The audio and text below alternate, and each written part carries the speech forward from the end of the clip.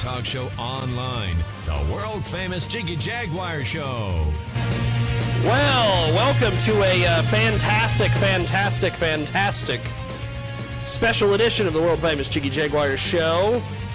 The Jiggy Jaguar Experience, whatever the hell you want to call it. We're live usually, Sundays at 2 to 4 Central, 3 to 5 Eastern, and 12 to 3 Pacific, 24/7 at JiggyJaguar.com on the TuneIn apps and Radio Loyalty. And we got Doug Cheatham and my good buddy Romy Lee in the building today. What's going on? Headphones? Should I be wearing headphones? We've got, you can wear headphones if you want. You don't have to wear headphones. I want headphones if Doug's wearing them. Cool. There's headphones somewhere. Can you even hear me? Yeah, I got you. How are your levels? Are my levels good? You could maybe Always the get a little comedian has to closer. be heard. We have to be heard. Oh, see, yeah, there's your webcam. Are the webcams on? Oh, we've got webcams, we've got audio and video. I got everything.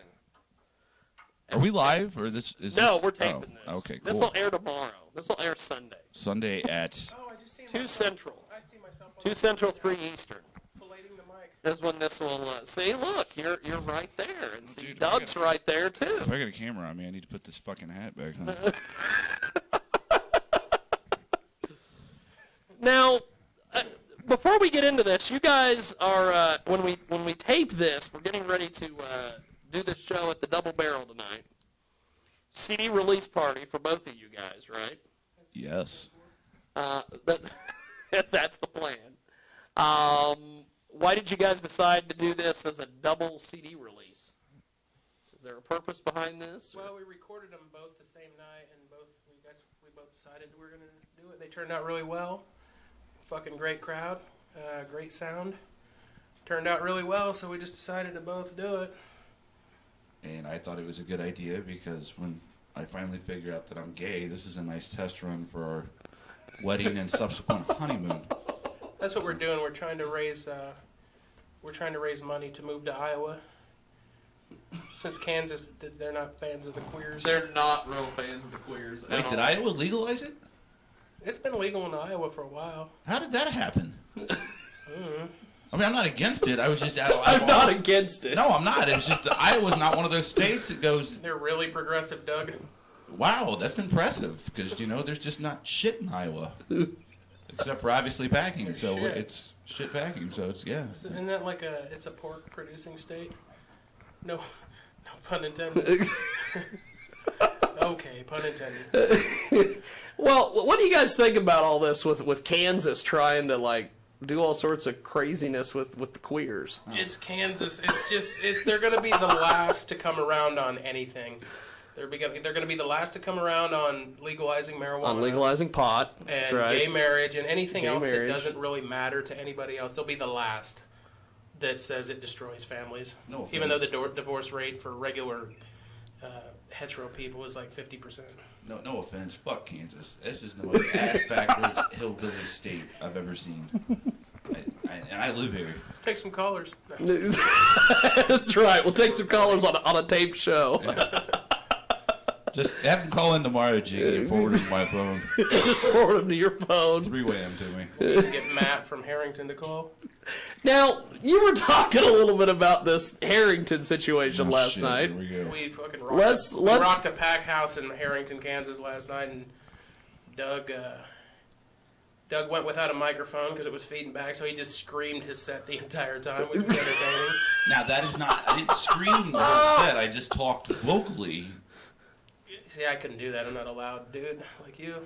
Yeah, I really don't need a microphone in most clubs. Some intelligible crackhead came by the stage and I don't know what the fuck he said, but he was just... what was he talking about? Oh, shit, I forgot about him. The old guy, yeah. He was like, there's people in this to do what they want, and I don't know, there's a problem with it. And Doug just started messing with him, and I thought he was going to try to fight Doug. Like his wife tried to pull him. She's like, come on, goddammit, sit down. And like he pulled away and almost fell because he was that drunk. Oh, did and he then Doug just kept antagonizing him. Like Doug yelled out the back door, like the back door to the bar was open. He just yelled out that there was a Mexican in there. Oh my god. Well, the guy seemed like he was a little racist. Okay, go. I want to hear a this little story. racist. He was missing the sheets and a burning cross, and he could have been the Grand Wizard. That's But how you bad couldn't it have was. told that by the way he was talking. I couldn't understand shit he was saying. I was so drunk, it kind of made sense. I don't remember what it was now, but, you know. And then Doug almost got into he got into a shoving match out back, I guess it would say. He threw some douchebag to the ground. In fairness to the douchebag, Doug was kind of acting like a douchebag also.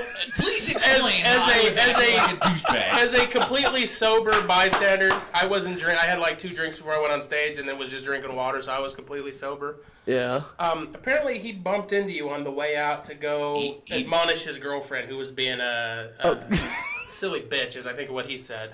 He did. He bumped into me. I go out there, and Doug apparently found out his name was Matt, so he kept calling him that. He's like, "What's up, Matt?"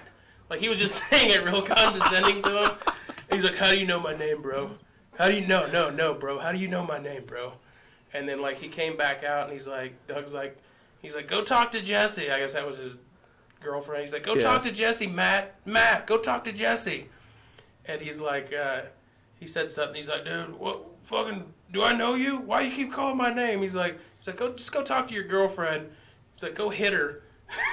Hit her. And the dude just flew off the goddamn handle. He's like, "What'd you say?" He's like, "What the fuck did you say? Did you tell me to go hit my girlfriend?" And he started disrobing, like WWE style. Got up Doug's face. He's like, "I just got out of prison." He's like, "I beat up 5 cops in this town, son." He's like, "My daddy was a cop in this town." Like I said, it's always the rednecks in small towns like that are proud of the fact that the only reason they ever left was to go to prison because they beat up the 5 cops in the town. And then they came back.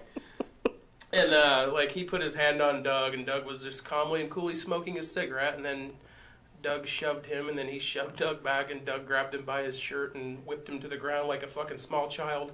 And his ass was hanging out of his pants. And he was yelling at Doug, "You pulled my fucking pants down!" It was quite entertaining. Then I did now, in all fairness. We just fucking showed up, and mayhem ensued, and then left. That's Mayhem ensued, and you left. Like Kansas, a tornado coming through town. That's just what it was. Like, but we're like literally the Blues Brothers of comedy. Like it was like literally that version of we didn't pay our bar tab. We just got in the fucking car and left, but it was with a drunk asshole. But here's the deal. In all fairness, you weren't. I don't think you were out there the first time that Matt walked by. Matt bumped into you. And bumped into me. I wasn't. And he spills my drink on me, which no big deal. I was like, dude, we're at a bar. I'm not going to get pussy hurt over that. So yeah. But he goes over to the corner where Jesse's sitting in the corner crying, and like gets in her face, like, you know, getting ready to whip her. And that's why I made the comment. There you go over there and hit her. You think What is this? We actually have a call. Him? Obviously, because I'm a complete stranger. Look at this. We have a call. Who? Hey, what's up? You're live on the air with us as we tape a radio program. Who is this? It's Matt. This is Zach from Summer of Solar. It's Zach. What's going on, Zach? How are you? Zach or Sack? Oh, I'm pretty good. We're just gearing up to head that way. Okay. Well, You hear him? do you need an address? Is that what you're calling for? Yes. Okay. Well, hold on. We're gonna go to a commercial break here, so I can give you an address.